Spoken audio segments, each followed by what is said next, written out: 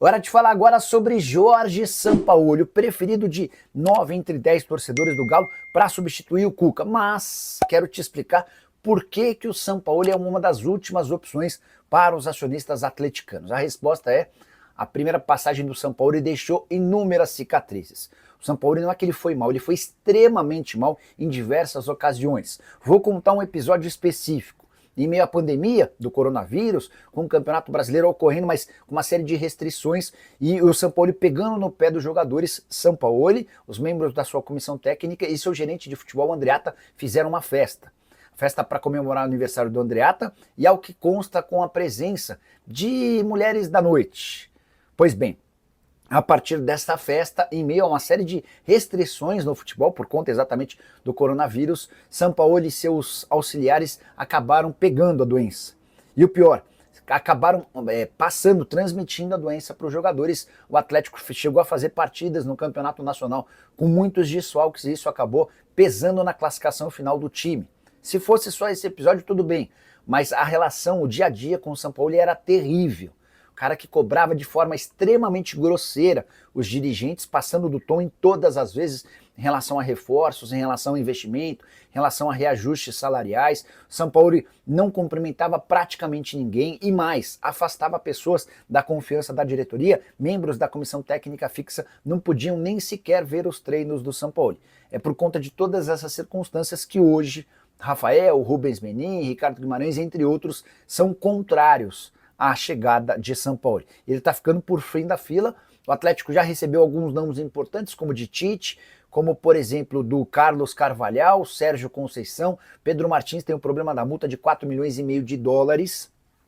Diante desse cenário, o Atlético começa a pensar em outras alternativas. Pedro Caixinha e Zubeldia hoje são os nomes mais acessíveis. E o Sampaoli aparece abaixo dos dois, apesar da pressão da torcida por conta da contratação do argentino, que já se colocou à disposição para assumir o Galo.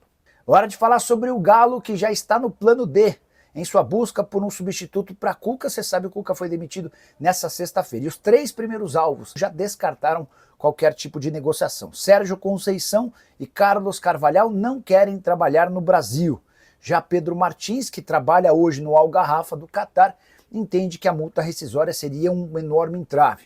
O Galo precisaria desembolsar 4,5 milhões de dólares apenas para contratá-lo. O nome do Pedro Martins está praticamente descartado também.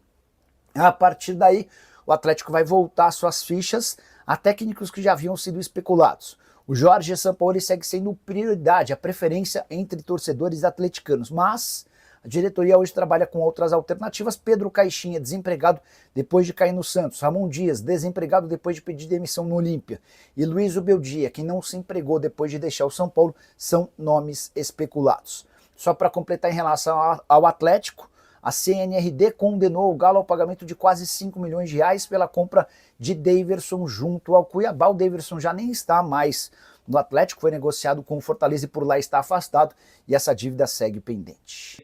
O nome de Luiz Zubeldia, ex-São Paulo, argentino que no momento está sem clube, ele cresce nos bastidores do Atlético. O clube teria iniciado o processo de negociação para que ele possa ser o novo comandante do Galo.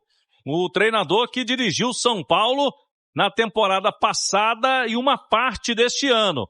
Foi demitido recentemente e o São Paulo trouxe agora o Renan Crespo. Luiz Zubeldia encaixa no perfil desejado pela SAF do Atlético, que tem alguns pontos que a gente vinha destacando.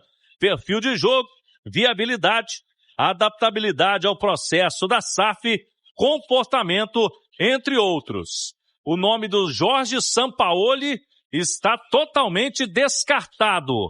Zubeldia hoje seria prioridade. O nome do Pedro Caixinha não está totalmente descartado, mas não é inicialmente o nome que o Galo está negociando. Vamos aguardar aí as cenas dos próximos capítulos. O Galo terá o Lucas Gonçalves, técnico interino, para comandar o time aqui diante do Vitória da Bahia. O jogo às 6h30 da noite. Em busca de recuperação, o Galo não vence há 3 rodadas do Campeonato Brasileiro.